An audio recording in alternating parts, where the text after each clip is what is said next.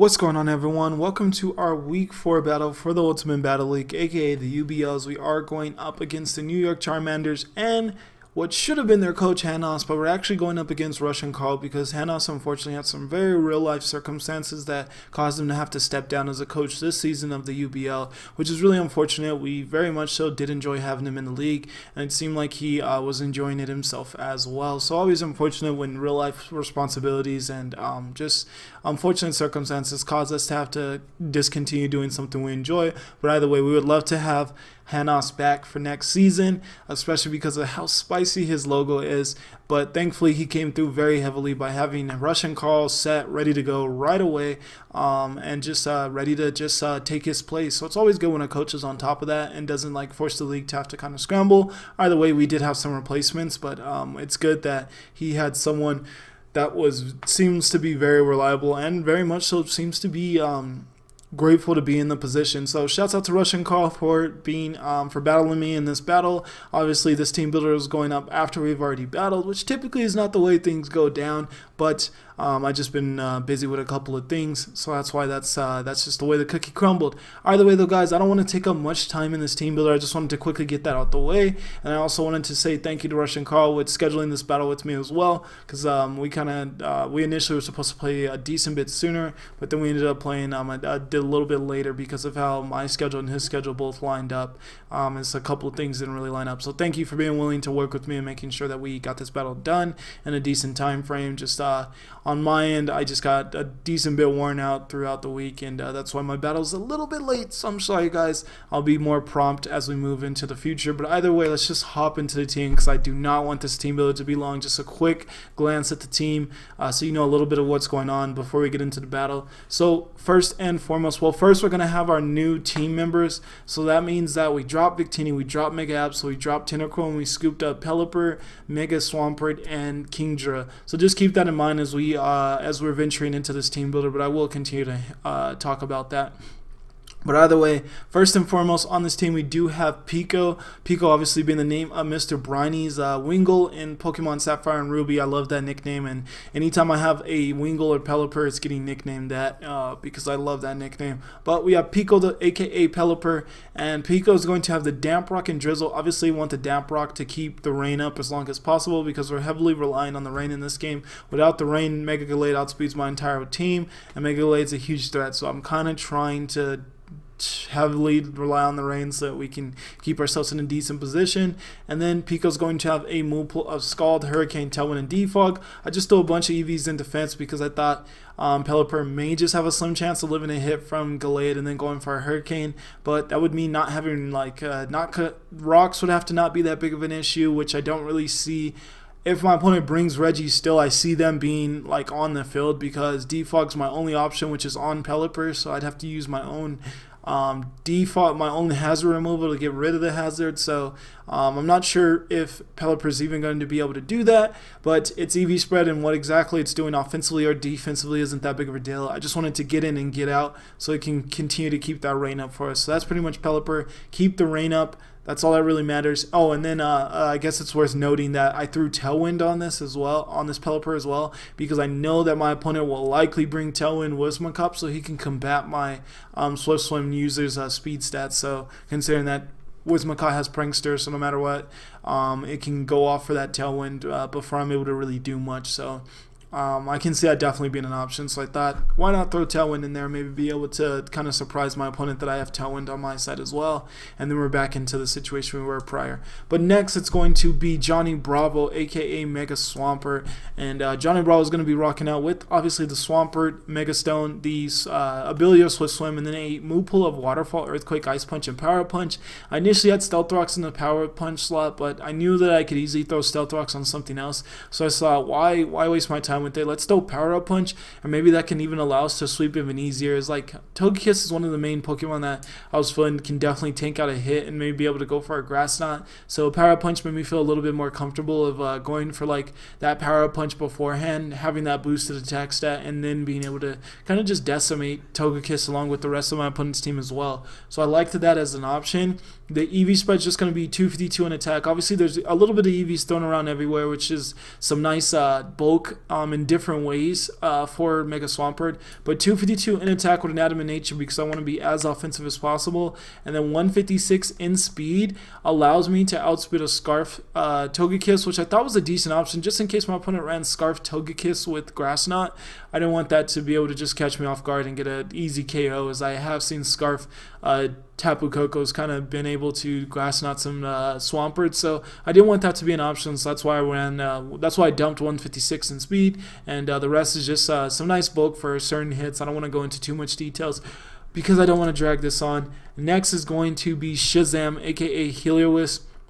Shazam's going to be rocking out with the choice specs because my opponent's matchup against fast electric types is trash. I'm sorry, Hannonz or RussianCarl, whoever I want to blame for it. But Torterra being your only ground type and it being 4 times weak to ice, I can just always throw on hit. Anyone with a fast electric can throw Hidden Power Ice onto their move pool, and then now they have something that heavily threatens even the ground type as well. So his team's extremely weak to electric types. The only thing I can really see being able to like Slorda take hits decently well is kind of like a Assault Vest Rotom Heat. So I'm not too concerned with that at all, especially considering that Helios is one of the only fast electric types that gets Surf, if not the only. Pretty sure the only. So that allows it to even have an option for the Rotom Heat as well. So I thought Choice Specs sounded great because Choice Specs Volt Switches are going to just chip my opponent's team down so that Johnny Bravo can do what I need him to do, just power through my opponent's team.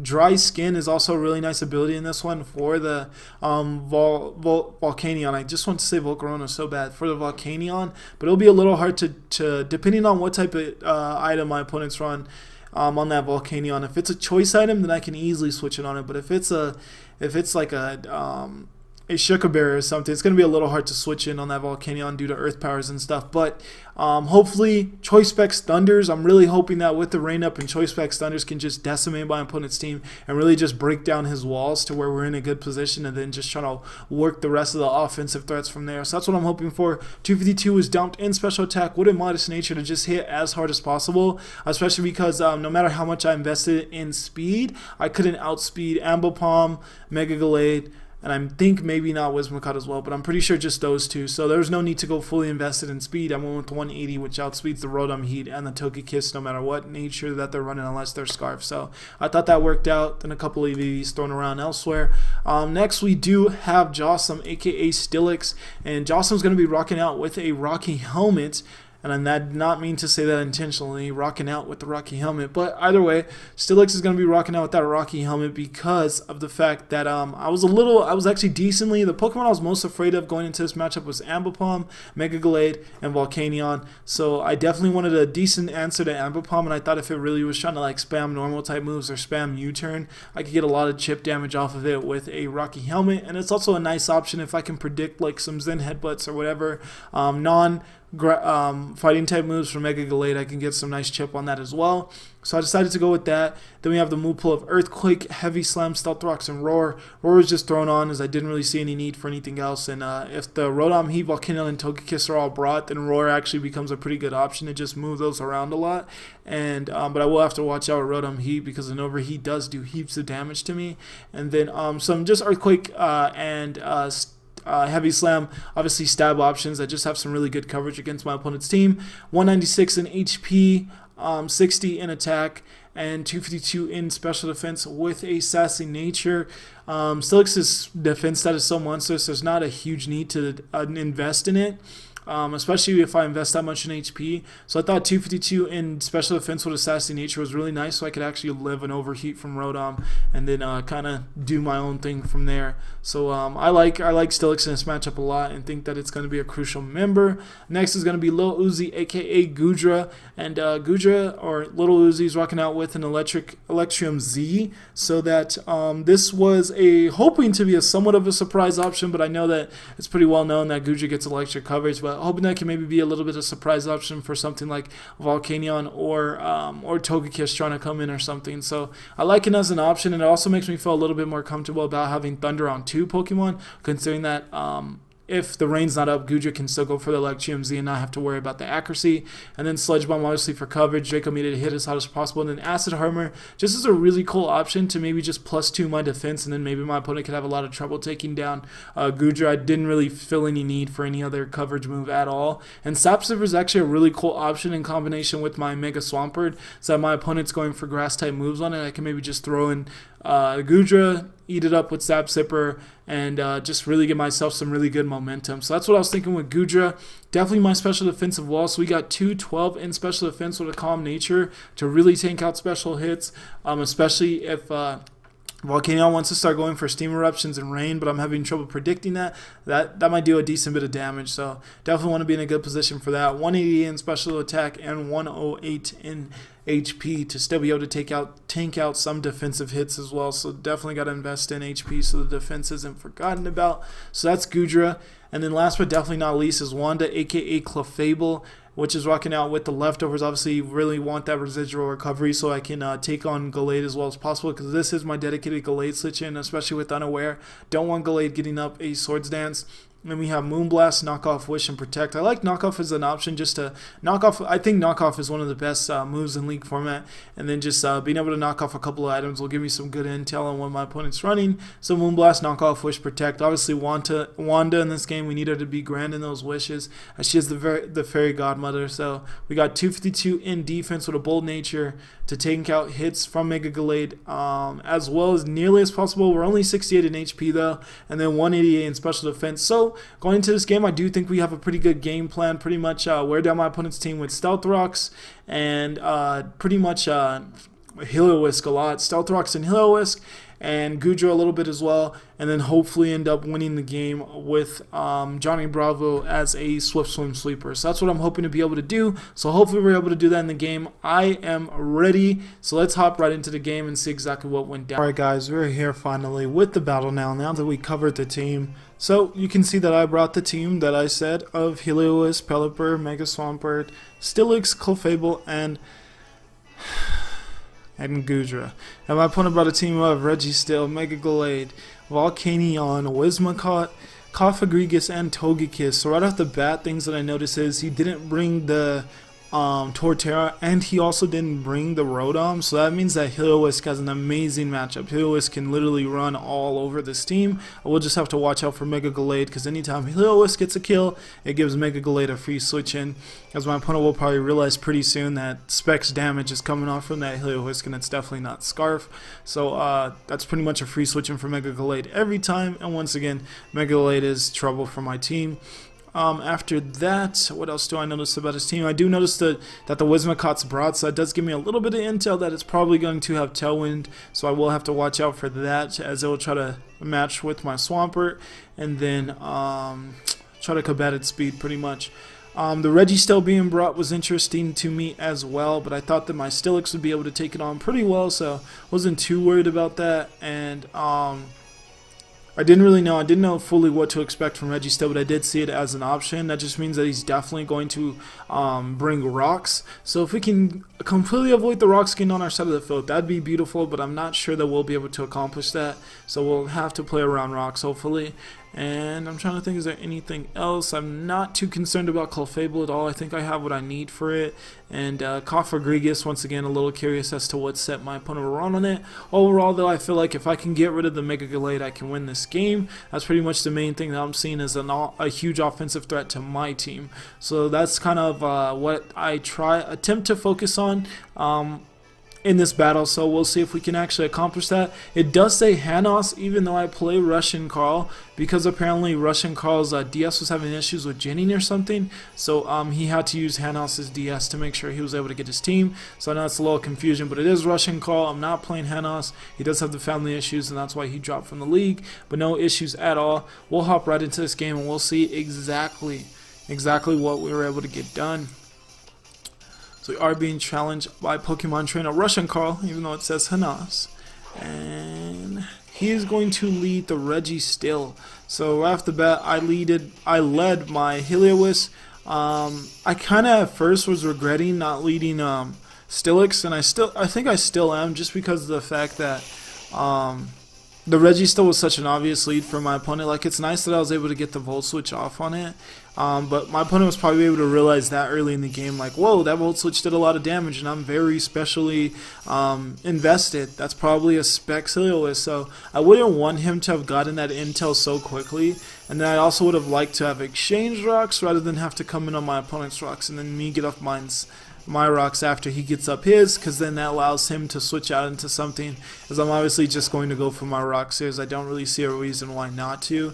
This allows him to get easily into his Cofagrigus. I didn't know what this wanted to do, other than the fact that I knew it definitely would want to burn my Steelix. Other than that, though, I wasn't too sure. I put around this very carefully, so I just go into Wanda, not wanting too much to happen. I could have went into some of my special attackers or something, knowing that a burn wouldn't be too big of a deal, but I'm actually going to, well, one of my more offensive special attackers is obviously Wanda's also a special attacker. But as you're going to see, I did miss his first Will-O-Wisp did miss. So I guess that's fortunate for us. I wasn't too concerned with the burn nerf about getting burned here. Leftovers would still be recovering more, but obviously still just annoying residual damage that I'm losing. And then he misses another Will-O-Wisp, so I'm like, ooh, that really burnt. That really stings for him. So I guess I might as well capitalize off this since he's so set on getting this burned, and because I do know how big of a deal this Clefable is at keeping out a decent amount of health when it comes to being able to take on his Gallade. And once again, Gallade's the biggest threat to me. I just go into Pelipper here and instead let Pelipper get burned. Maybe not my brightest idea. I probably should have just let either Goodra or Helios get burned. I'm not sure why I decided to choose Pelipper. I think I more so just wanted an excuse to go into Pelipper, as I'm not sure. I've never really drafted a rain team or used a rain team in singles, so I'm really not too familiar how people go about like bringing in their rain setter. Like, when do they choose the best time? And I really didn't feel like Pelipper had like any really good matchups that were going to like really make me want to switch it in this game. So I took that opportunity to just allow it to get burned and switch it in. As I've said previously, I'm not too concerned with Pelipper being an offensive threat in this game. It's mainly just trying to set up the rain for our team. So after I switch out Pelipper, I do go into Helios. My opponent goes for a Pain Split, so great that I didn't actually go for any attacking move there. And here, after going into Helios, I will just go for a Thunder. Here, I'm completely certain that my opponent's Registeel is his special defensive wall, but as you can see, that Specs Thunder does such juicy damage that Registeel got literally torn apart. So, just exactly how I wanted this Helios to do. I wanted it to break through my opponent's walls, and it was able to do that very early on by snagging a kill with 2 Thunders on this Registeel. That is a very bulky Registeel, to consider that it didn't even take more damage than that. And as I did say previously, anytime Helios gets a kill or Shazam gets a kill, that is a free switch in for my opponent's Mega Gallade, which is definitely not something I want to happen too much. But it's kind of where we're at with this, so that's why I kind of, even going into the matchup, I was like, alright, like, this is a good team I built, but hopefully next time I'm able, if we do end up rematching RussianCarl at all, that I come with a little bit better plan for Mega Gallade, so that, because just it being able to just so freely come in, I didn't really have much for it. I do think my team has a pretty poor matchup against it, and as you can see, the amount of damage that Zen Headbutt did almost made me cry when I was live playing this game, because that is ridiculous damage. And if he had the poison jab there, he would be able to knock me out. So I did think that it was in my best interest to go for a protect here, not only to get some extra leftover recovery, but to also scout and see if he actually had the poison jab, because that would have taken me out at this point. And I would have been in a very tight spot. Here though, I didn't know if this Volcanion's a very is an often choice Pokemon. You either kind of choice this Pokemon with a Specs, with a Scarf, or you give it a Shucka Berry. You typically don't see too many different items other than those 3 on Volcanion. So I wanted to go for a Protect since my first one failed. Obviously you can still go for another Protect if your first one fails. I wanted to go for a Protect just to scout what this wanted to go for. My opponent initially went for an Earth Power trying to predict my Helios, and after that he actually just goes for the Steam Eruption. So I felt kind of stupid there, thinking, I should have just went into Helios. But at the same time, if he would have went into for an Earth Power and I would have just lost Helios, that would have been a very bad play. So I decided that I was still content with the play I made. Just unfortunate that I forgot that we were in rain, so the Steam Eruption did a lot more damage than I would have preferred it to do to my very bulky special defensively bulky Goodra. Here though, I'm just gonna use my Z move. I wasn't sure if he'd actually just stay in on my Goodra or not. I had a hunch that he might think I'd have the electric stab for him, but I wasn't fully sure what he thought I might be carrying. So I'm just going to use the Gigavolt Havoc here. It's going to get off really, really nice damage on this Cofagrigus, bring it down to a range where I can actually just go for a Sludge Bomb and knock it out. I didn't want to go for a Draco Meter and obviously go to -2, and considering we're not in rain, I also don't want to go for a Thunder. So really nice that Cofagrigus got down to the exact amount of health I needed it to be at so I could just Sludge Bomb and not have to worry about missing anything.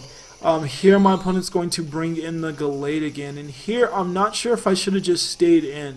It may have just been in my best interest to stay in there, because I think I still got knocked out by a Zen Headbutt, but there's always the chance that it misses and stuff like that. So Guja doesn't really do much else in this matchup, so I don't know. Maybe it would have been okay to just leave it in there. However, though, I do predict the Zen Headbutt and get in with my Steelix, so I can get some chip damage off on this Gallade with my Rocky Helmet, because it's very much so necessary at this point, as it's just very hard for me to maneuver around this, as I do end up just sacking my Gudra here. So I guess it's not a big deal that I didn't just stay in there, as I ended up getting some good chip out of it either way. So I did probably make the better play in that position, but overall, I guess it's just frustrating to see how defensively weak I was to this Mega Gallade. Just anytime it came in, my team pretty much cowered, as it didn't have much for it at all.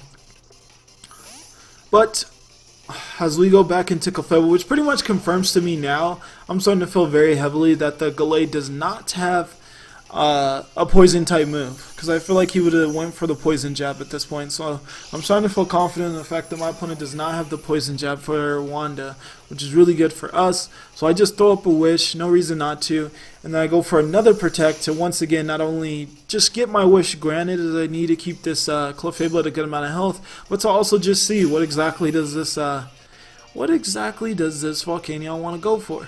So my opponent does show the Steam Eruption, so I'm like, well, it's time for me to switch out again. And here I just go into Pico, which is going to be my Pelipper, because I had a high hunch that my opponent here would maybe want to go for the Earth Power, since he initially went for the the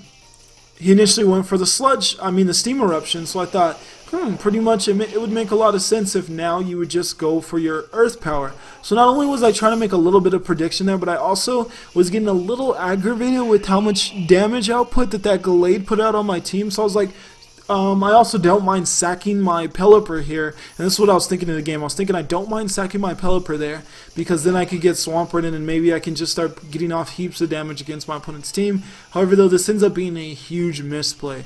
There's no reason for me to sack Pelipper there. I should have just went into, I either should have stayed in with Clefable and seen what my opponent went for, or I should have went into my my Heliolisk at that point. I should have just went into Heliolisk and saw if he went for another Steam Eruption or not. However, though, I'm not only going to try to go for the sweep at this point with my Swampert, I also did an Ice Punch when I definitely should have Ice Punched there, as my opponent's only way, literally the only way of him combating my Swampert from sweeping at this point is to go into Whimsicott and go for a Tailwind. Obviously, he could have sacked one of his Pokemon and then went into Whimsicott, so that's kind of why I was leaning towards not going for the Ice Punch there. But it still made a lot of sense for him to just try to get Whimsicott in and see what exactly I went for, as it does resist the dual stab of water and ground. So it really wasn't the most kind of ballsy switching for my opponent there.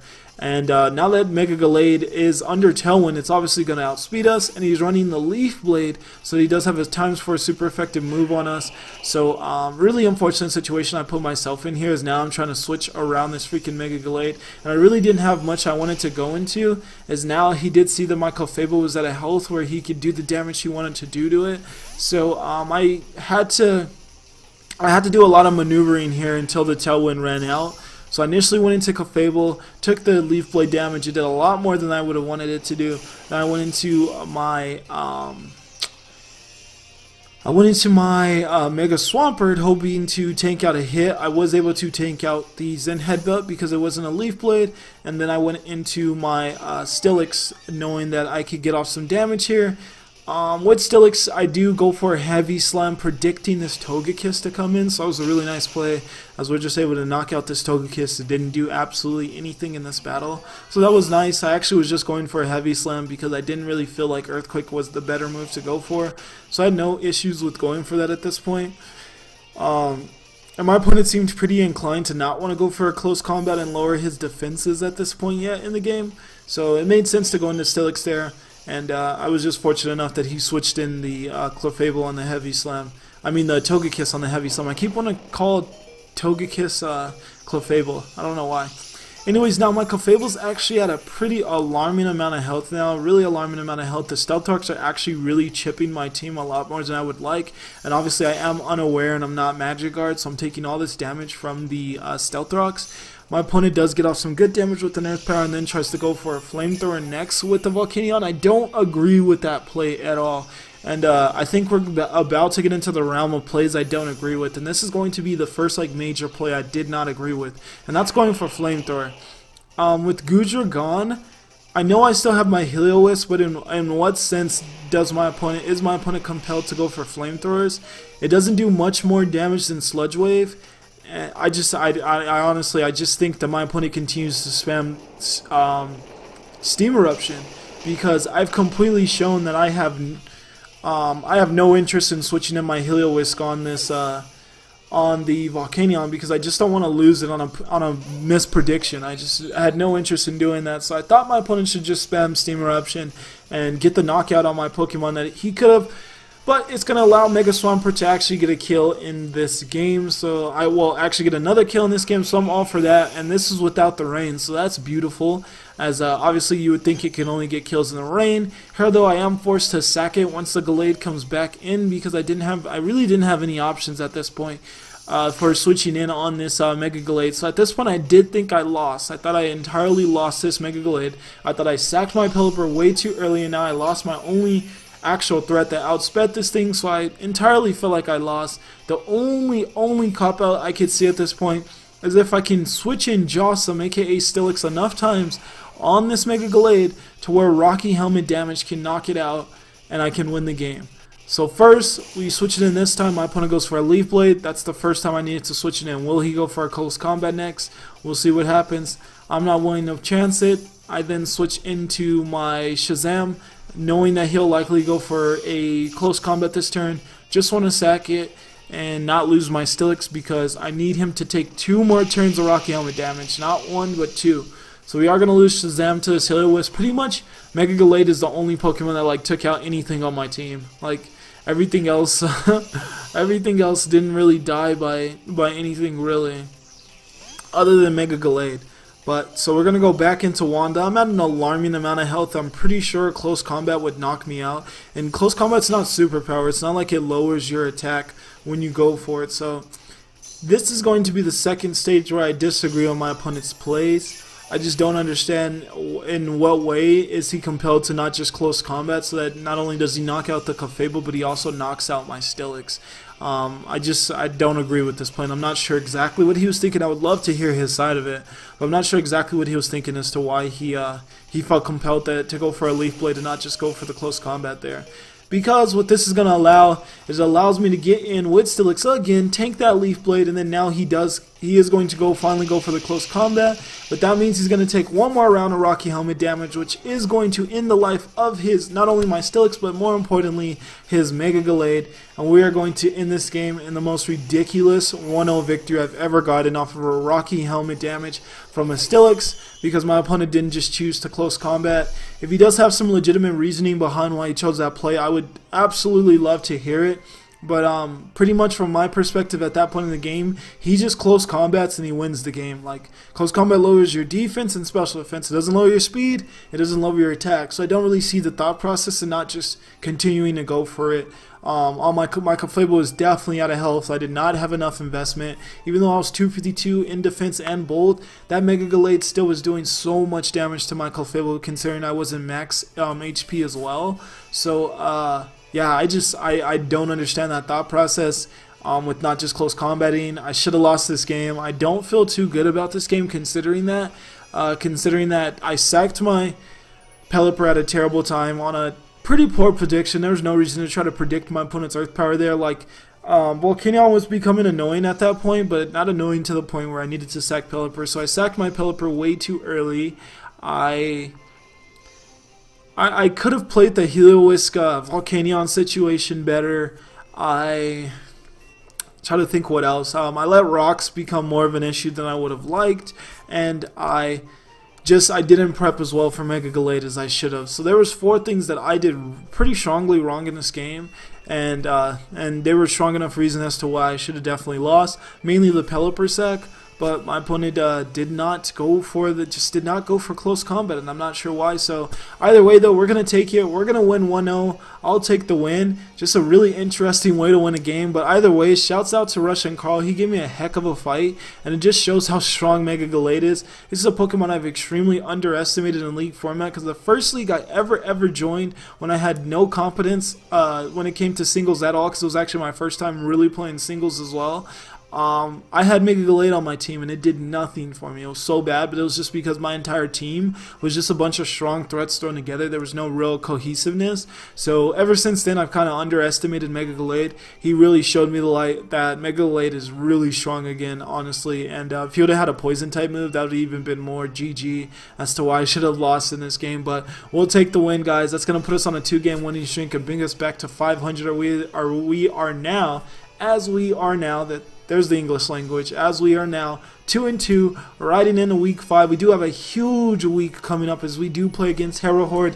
That's my boy Hera and his SL Benfica. So we got a huge game coming up next week. I do definitely want to win that game, but it's not going to come easy at all. He has such a scary team. Things like Blacephalon and Sand and just things that I don't want to prep for at all. It's going to be the battle of the weathers, as he does have his Sand and I do have my rain. So we'll see which weather does prevail, and should be a very good game. So definitely make sure you guys don't miss that battle, and I hope you guys enjoyed this one as well. Leave a like on the video and continue to show your Southwest Survivors love as we are bouncing back in the UBL, and I'll see you guys next week as we do take on HeraHorde in the SL Benfica, and a huge battle as we continue to try to trug our way back into competition, into competing for a playoff spot. But thank you guys, thank you any of you guys who are rocking with me as we do kind of further ourselves into the season. And if you got any feedback on the battle or anything you guys thought, or how you feel about the new pickups, as we do have one last time, we do have the Pelipper, the Swampert, and the Kingdra now as we drop Victini, Mega Absol, and Tentacool. So let me know what you think of any of that stuff. I would love to hear your guys' thoughts and just your opinions. Always good to get some discussions flowing around when it comes to these battle videos. And I'll see you guys in the next one. But yeah, we're getting back on the right track, and that's always good. So hopefully we can keep it up. It just gets tougher from here. The coach we beat last week, unfortunately, SilverBeanie, he is winless. He was winless up until that point, so it was a good win, but not a win we can take too much homage in. And then at this point, RussianCarl not only just took over a team he had no prior experience with, but I think Hannonz was also I think he was 1-2 as well up to this point. So when it comes to the coaches that have those winning records, we need to bring our A game and be on top of things. So I'll be ready. I'll prep as best as I can for these upcoming matchups, and we'll see what we can get done. I'll see you guys in the next one. For now, though, peace.